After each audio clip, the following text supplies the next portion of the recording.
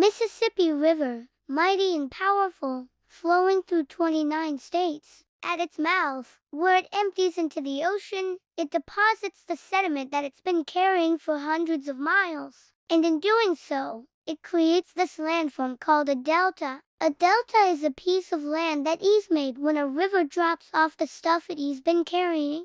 Eventually, the river reaches its new end. Maybe it's emptied into the ocean or a lake. And this process is happening all the time. The Mississippi River is depositing sediment at its mouth at a rate of about 1 cubic mile per year. The Mississippi River Delta is home to 4 of the world's 6 living species of marine turtles. There are also all kinds of birds that live there, including herons, egrets, and ibises. Deltas are also important as one of the most productive fishing grounds in the United States. That is enough to cover an area the size of Rhode Island with 1 foot of sediment every year. Either way, now it can't flow anymore and it drops all of its sediment. This is where the delta begins to form. The sediment is carried by the river in a process called suspension. Thanks for watching. See ya. The water basically acts like a giant mixer, keeping the sediment evenly distributed throughout. But when the river slows down, the mixing stops and the heavier particles start to fall to the bottom first. These particles form the main body of the delta, which is usually a triangle shape because the river is coming in from one end and spreading out in all directions. This is why the Mississippi River Delta is called a distributary system.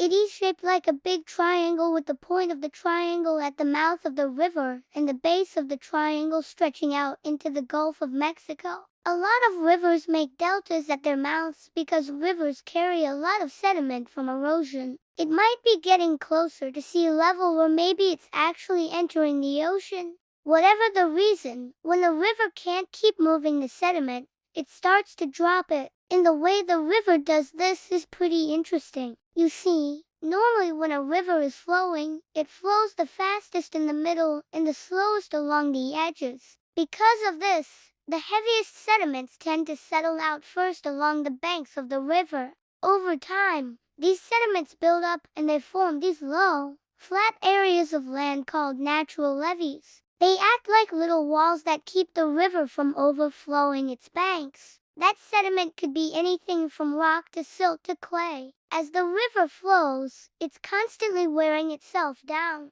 The rocks and soil that make up the riverbed are broken down into smaller and smaller pieces until they are basically silt or clay. And because these particles are so small, they can be carried by water for hundreds or even thousands of miles. But eventually the river reaches a point where it can't move these sediments anymore. And the river keeps on trucking, carrying more sediment from further upstream. As the river continues to deposit sediment, the delta grows and spreads out. It's like the river is creating its own island. Now, deltas are really important ecosystems. They're home to a lot of different plants and animals, including some that are endangered or threatened. In order to better understand our planet and the forces that shape it, I encourage you to subscribe to my channel and watch more of my videos.